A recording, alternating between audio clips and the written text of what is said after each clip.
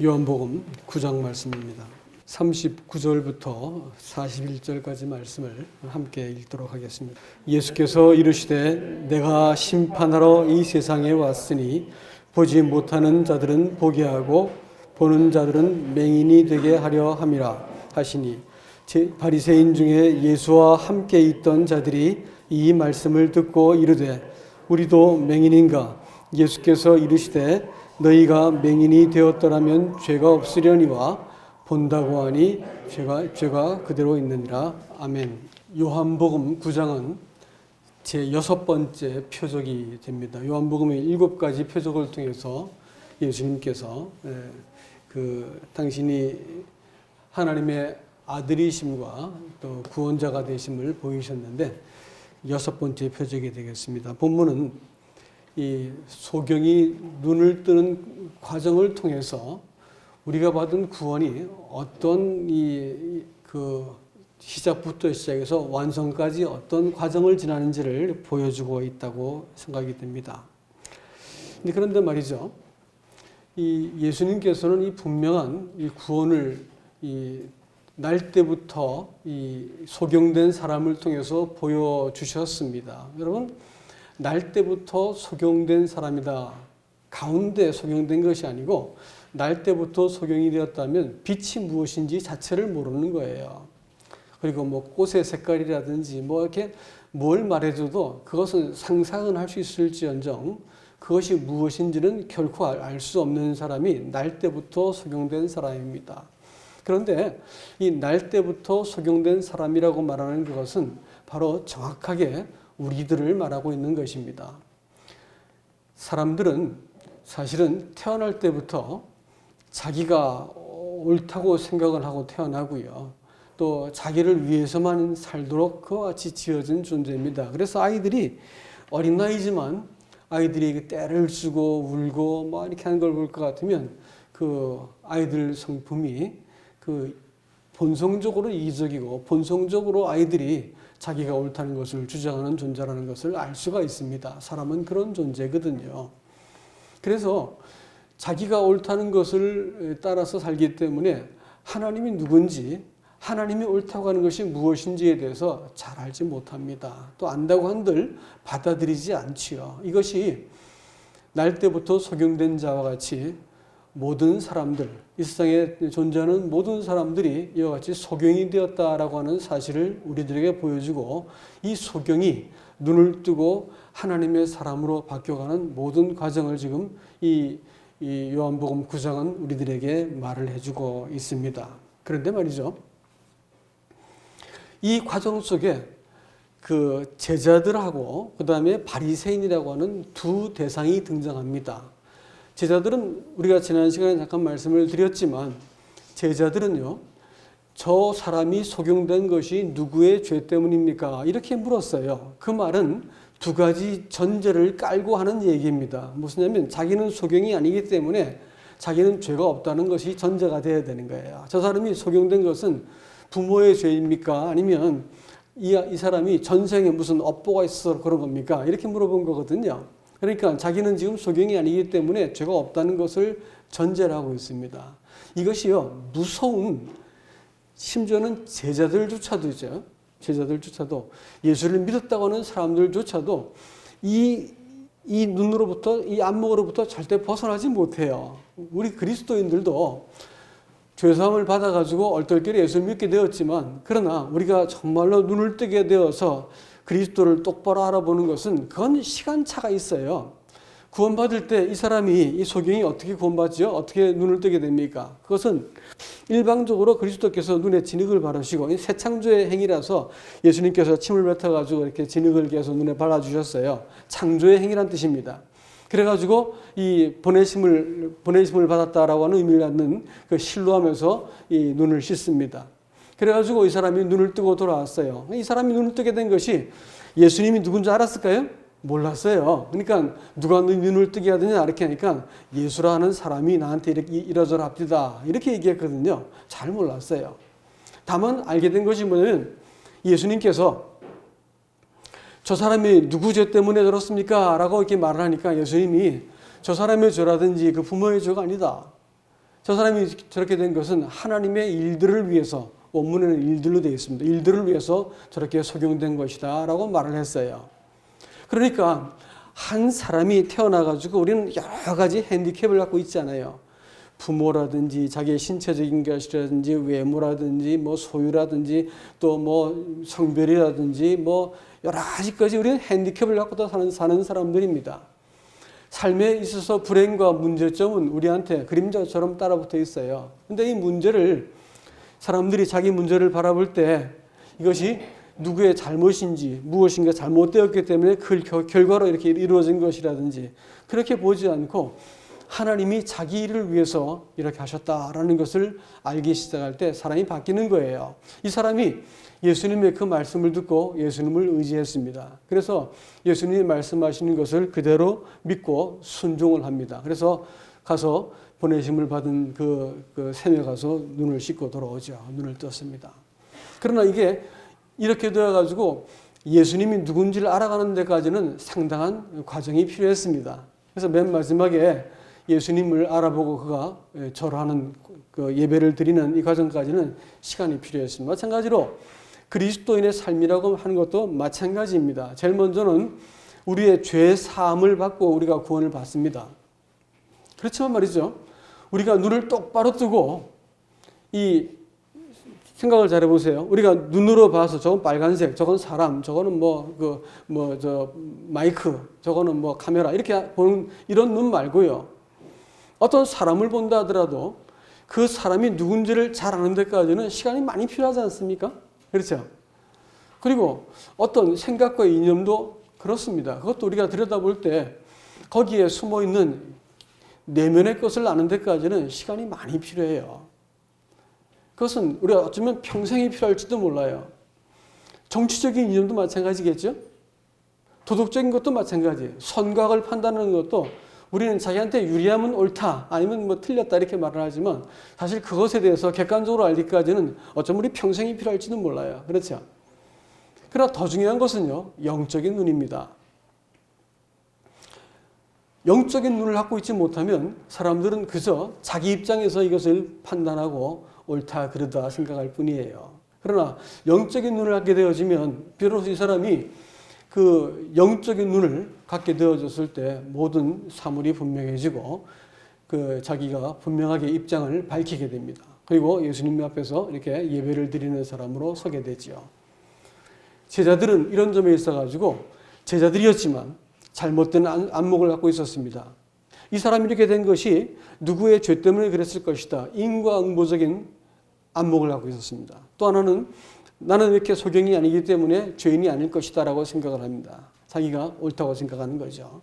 이런 입장에서 좀채로 벗어나지 못하기 때문에 예수 믿고 나서도 상당히 오랜 기간 동안 그저 자기가 옳다는 것을 따라서 이게 맞고 저게 틀리고 따지고 인생을 살게 되어집니다.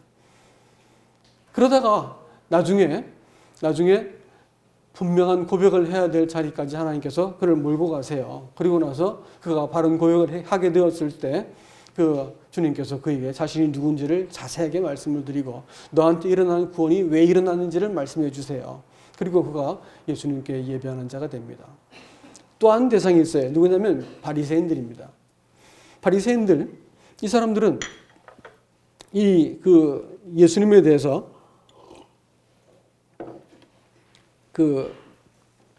기본적으로 오늘 본문이 우리에게 얘기하는 것처럼 너희가 본다고 하니까 너희 죄가 그저 있느니라. 너희가 맹인이었다면 죄가 없으려니와 본다고 하니 죄가 그대로 있다. 이렇게 얘기합니다. 예수님께서 이 땅에 오신 목적이 보는 자들로 하여금 보지 못하게 하기 위해서 왔다. 이렇게 말했습니다.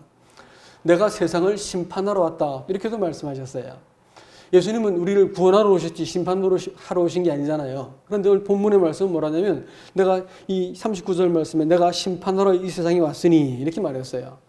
보지 못하는 자들을 보게 하고 본다고 하는 자들을 보지 못하게 한다. 이렇게 이 일을 위해서 심판하러 왔다. 이렇게 말씀하셨거든요.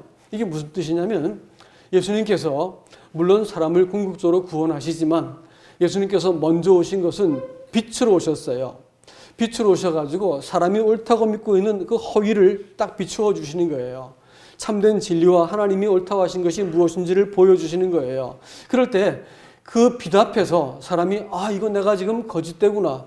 이건 내가 좀 잘못되었구나라는 것이 들켰을 때 사람이 하나님께 돌아서는 사람이 있고요. 내가 뭐가 틀렸어 이래가지고 딱 이렇게 물러서 버리는 사람들이 있다는 거예요. 이런 사람들을 향해서 하나님이 이미 심판을 했다고 말씀하시는 거군요. 자기가 잘못되었다는 것을 인정하고 하나님 앞에 복종하는 사람들은 하나님께서 구원하신다라는 뜻입니다. 이런 의미에서 구원은 1차적으로 사람들에게 먼저 와요. 무엇을 갖고 올까요?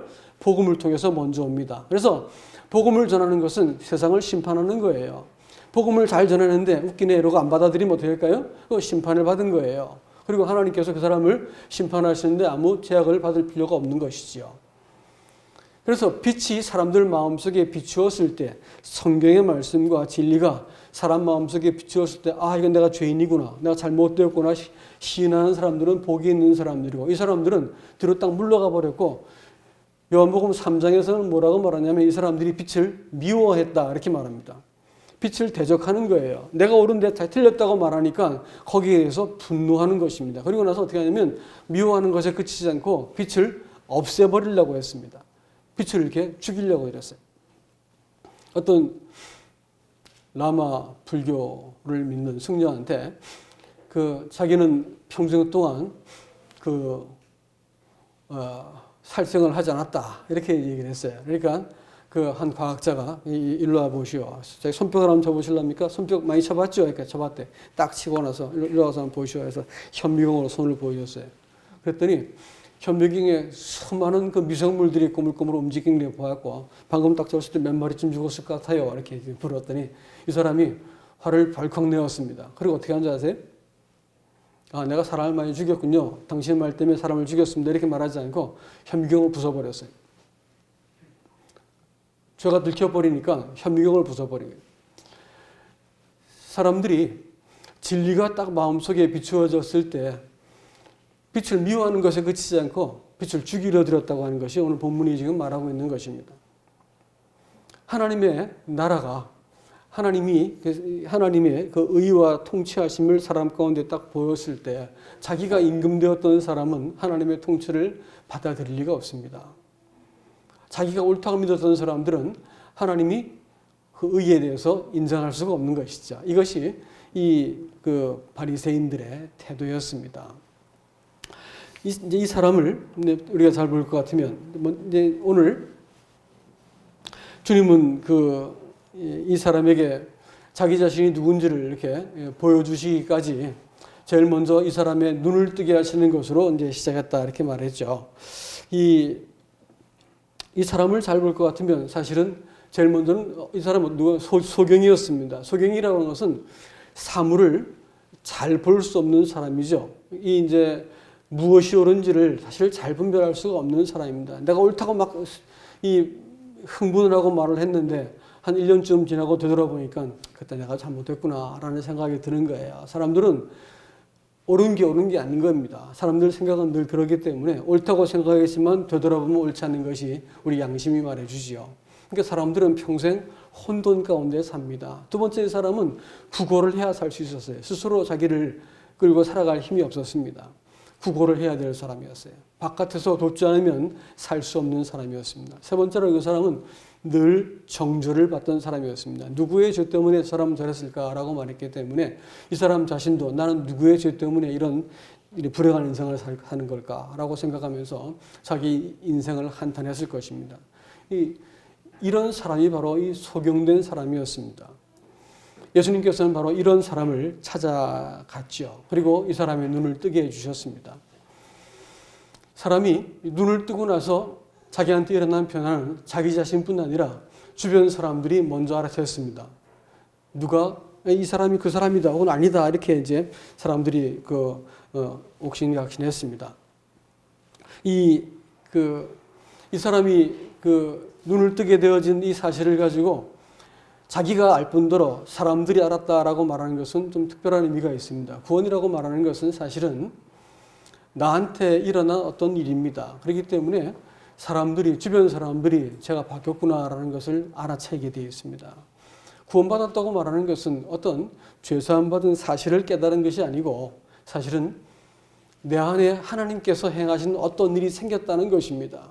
그렇기 때문에 주변 사람이 제일 먼저 알더라고요. 제가 구원받고 나니까 제가 별다른 집에서 별 다르게 한 게 없었는데 우리 어머니가 이렇게 이제 친구들이 집에 와서 말씀하시는데 우리 아들은 둘째 아들은 미친 것 같아 이렇게 얘기해. 예수에 미친 것 같아 이렇게 말씀하시더라고요. 별로 다르게 행동한 게 없었거든요. 다만 이제 제가 그 근자에 구원을 받게 되어진 사건이 있었는데 저를 이렇게 어머니가 제일 먼저 아시더라고요. 미친 것 같아 이러더라고요. 구원받고 나면 주변 사람들이 먼저 감지를 하게 돼 있죠. 그리고 이 사람이 주변 사람들이 막 물어보니까 그 주변 사람들이 물어보고 또 이 바리새인들이 그를 끌고 가가지고 바리새인들 앞에 끌고 가서 이 사람을 보여주었더니 이 바리새인들이 이 사람을 신문을 합니다. 그럴 때 이 사람이 뭐라고 말하냐면 내가 어떻게 믿게 되었다, 내 믿음이 어떻다 이런 말을 하지 않고 자기에게 일어난 일을 분명하게 말합니다. 내가 이전에는 보지 못했는데 지금은 보게 됐다고 하는 사실입니다. 이렇게 말하니까 하늘들인 공의가 열려가지고 법정같이 되어진 그 자리에서 바리새인들이 쩔쩔맸습니다. 다른 말로 이 사람을 협박할 것이 없어져 버렸어요.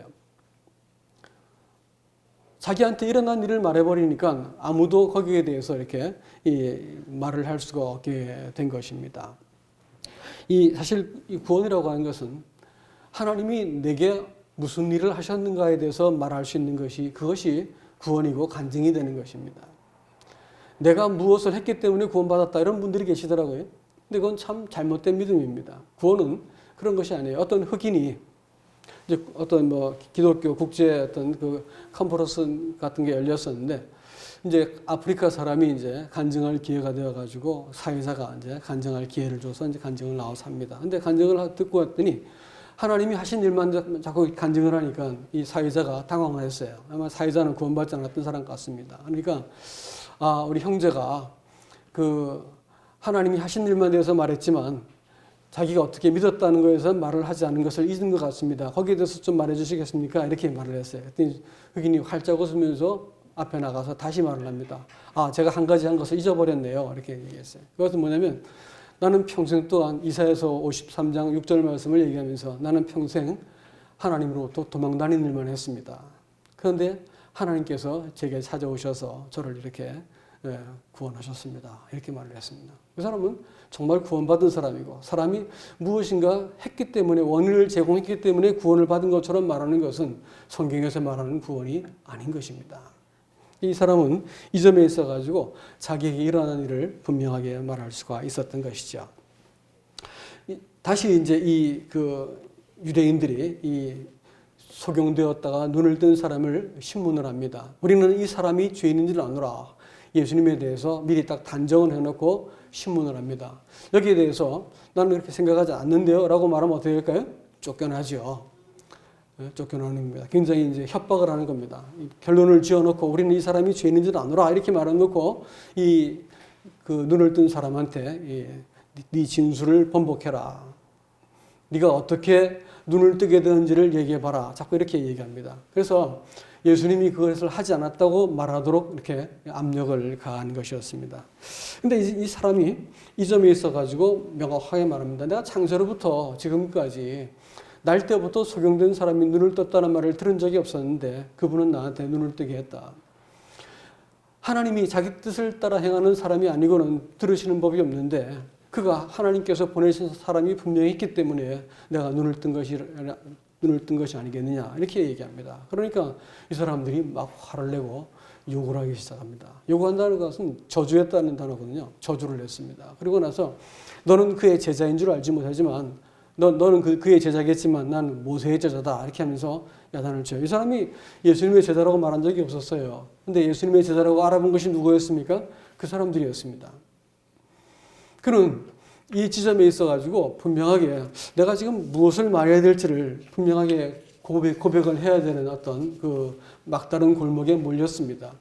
그가 현실과 타협해가지고 두루뭉실하게 대답을 했다고 할 것 같으면 그는 그 어려움을 당하지 않고 고난을 피할 수 있었을 겁니다. 그러나 평생 동안 정죄받고 구걸하고 혼돈 가운데 살고 있다가 내게 눈을 뜨게 만들어주신 하나님, 그 예수 그리스도를 알게 된 그 사람이 예수님을 부인할 수가 없었어요. 그래서 예수가 하셨다라는 말을 분명하게 말하고 그는 하나님으로부터 온 자라고 분명하게 고백을 합니다.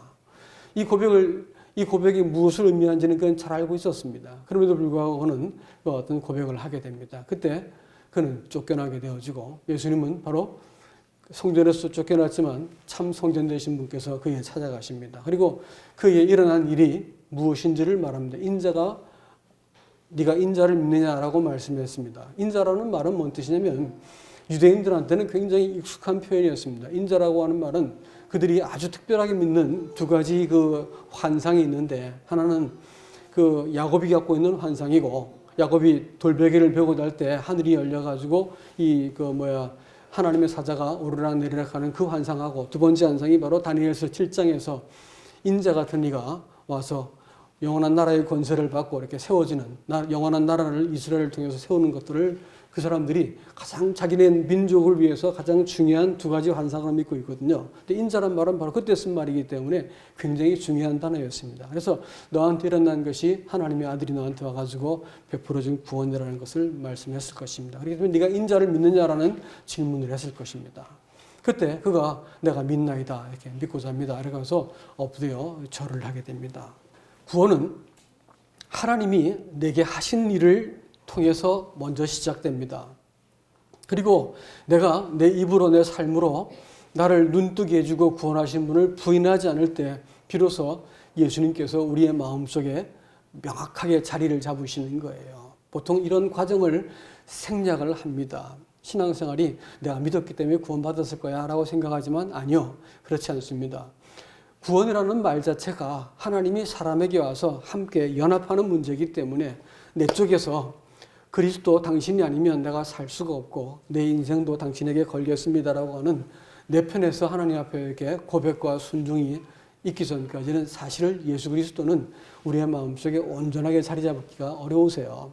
늘 우리가 옳고 그르는 판단을 가지고 예수님을 잡았다 놨다 반복하게 되어지고 예수님이 원망했다가 또 예수님을 부인했다가 또 믿는다고 고백했다가 맨날 이거 반복하는 것이 신앙이라고 생각합니다. 그러나 신앙이라고 하는 것은 어느 날 당신 나를 찾아오셔서 당신의 온 생명을 걸고 나를 구원하신 주님, 나도 내 인생을 당신께 걸겠습니다라는 그 고백이 딱 두어질 때 예수님께서 우리 인생 가운데 당신도 나도 네 전부를 내가 소유하기 원한다. 또 나는 오로지 너를 위해서 살고자 한다라는 말씀을 해주시는 거예요. 그래서 신앙이 그의 고백이 처음에 예수라는 그 사람 이렇게 했다가 선지자 그랬다가 하나님으로부터 온 자 그러다가 주님 이러고 고백이 쭉 바뀌어가는 것을 보게 되죠.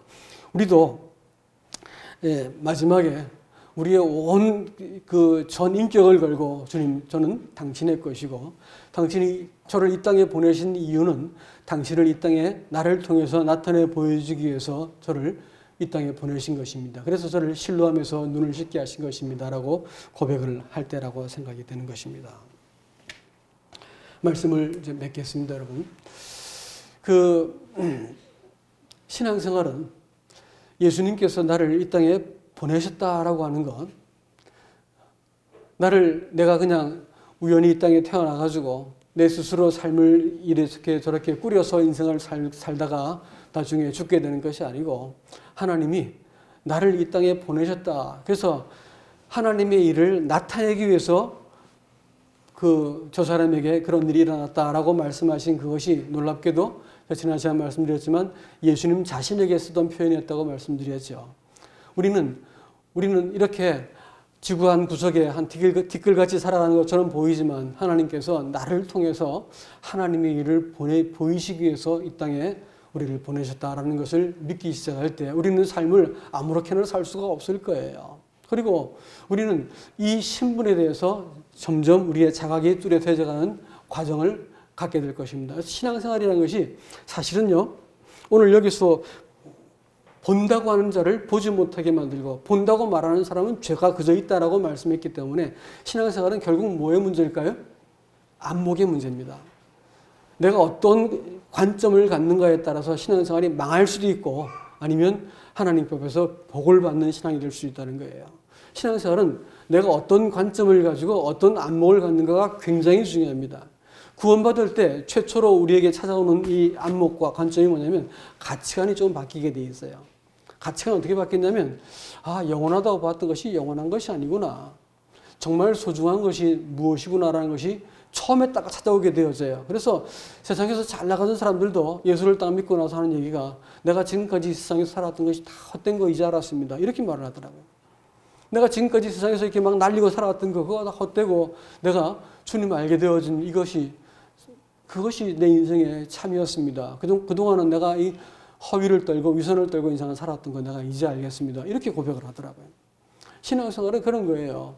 이런 인식이 제일 먼저 가치관에 딱 변화가 생기는 이 인식은 먼저 찾아옵니다. 이런 관점이 바뀌게 되는 것은 우리에게 금방 찾아오는 것이고 이게 안 바뀌었으면 일단 구원받지 않은 거고 두 번째 오는 것이 뭐냐면 자기의 존재에 대한 내가 누군지에 대한 인식이 바뀌게 되어 있습니다. 이 인식은 죄송하지만요 평생이 걸려요. 잘 안 돼요. 이게 나는 하나님의 자녀입니다라는 고백을 많이 하고 주님 감사합니다. 하나님 자녀 삼아주신 거 이렇게 말을 많이 하지만 실제로 이렇게 내가 하나님의 자녀이고 하나님의 것이고 하나님이 이 땅에서 나를 보내기 위해서 바로 이곳에 나를 보내셨다는 것을 인정하는 데까지는 굉장히 많은 시간이 걸려요. 아니 어찌 보면 평생이 걸릴지도 몰라요.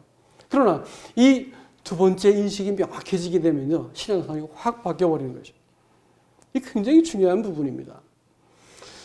이렇게 되었을 때 어떤 문제를 만나잖아요. 심지어 내가 죄를 짓고 아주 못나고 비천한 자리에 갈 때가 있지 않습니까? 여러분 그럴 때 있지 않습니까? 그럴 때도 예수님께서 어떻게 하시냐면 성령이 말이죠. 이 나쁜 놈 이렇게 안 하시더라고. 저한테 그렇게 안 하시고요. 저는 저를 보고 네 인간인데 그래서 되겠냐 하면서 저를 내 스스로 나를 책망하는데 성령님께서는 그렇게 하지 않으셨어요. 지금까지 제 인생을 돌아보니까 그렇게 하지 않으셨어요. 네 신분에 이게 맞는 것이 아니지 않냐라는 거예요. 네가 자녀로서 네가 지금 갖고 있는 감정이 정당하냐라는 거예요. 네가 하나님 나라의 유업을 받을 자로서 네가 지금 말하고 있는 바가 정당하냐는 거예요. 이렇게 말씀하시는 거예요. 그러니까 내가 그 앞에서는 할 말이 없습니다. 그래서 엎드려지게 되어지고 지금 제가 제 신분에 걸맞지 않는 감정과 생각을 품었습니다. 잘못되었습니다. 이렇게 자백이 일어났습니다. 성령께서는요. 부단히 우리 인생에 찾아오셔가지고 우리가 하나님의 자녀인 것을 일깨워 주시고 자녀답게 살 수 있게 여겨서 우리의 신분을 똑똑하게 기억나게 만들어 주시는 거예요. 그 신분 안에 서고 나니까 내가 망하지 않겠는 것을 알겠는 거예요. 그 신분 안에 서게 되니까 당장 눈앞에서의 손해와 이익이 내 인생을 뒤집어 놓을 수 없는 것을 알겠는 거예요. 요동치고 막 풍파가 일어나지만 이것이 내 안에 계신 주님을 뒤흔들 수 없다는 것을 알겠는 거예요. 신앙생활은 바로 여기부터 출발하는 겁니다. 부단히 이 자리를 주님께서 우리를 되돌리시고 해가지고 네가 하나님의 자녀같이 생각해야지. 네가 하나님의 자녀같이 이 문제를 바라봐야지 하면서 우리의 관점을 되돌려놓는 것이에요. 맹인이 눈을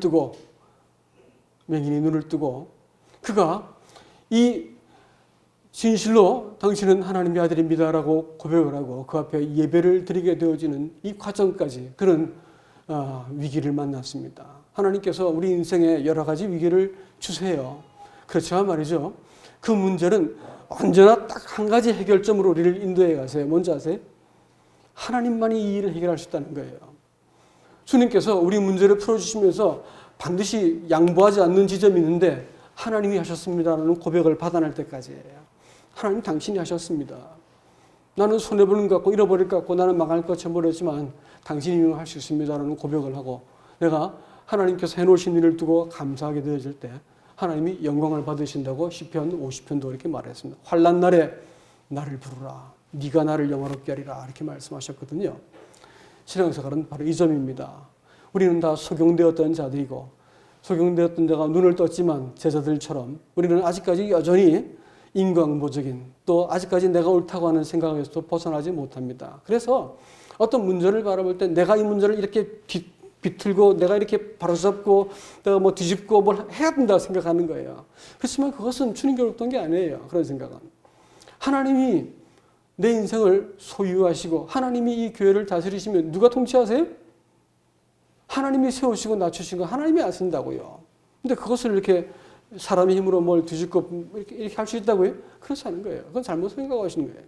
우리 인생도 마찬가지입니다. 우리 인생은 하나님이 주신 분복을 따라 사는 것이지 내가 잘나고 어쩌지 해가지고 여기까지 온 것이라고 믿는다면 착각하신 거예요. 아니에요. 하나님께서는 당신이 우리에게 주신 분복을 따라서 우리에게 복을 주셔가지고 여기까지 오게 하신 것입니다. 우리의 소망은 하나님께서 우리를 갖고 계신 이 일관된 은혜와 우리를 향해 갖고 계신 복된 마음이 우리의 소망인 것이지 내가 무엇을 잘할 수 있다고 생각하신다면 아직까지 신앙생활을 잘못 알고 계신 거예요.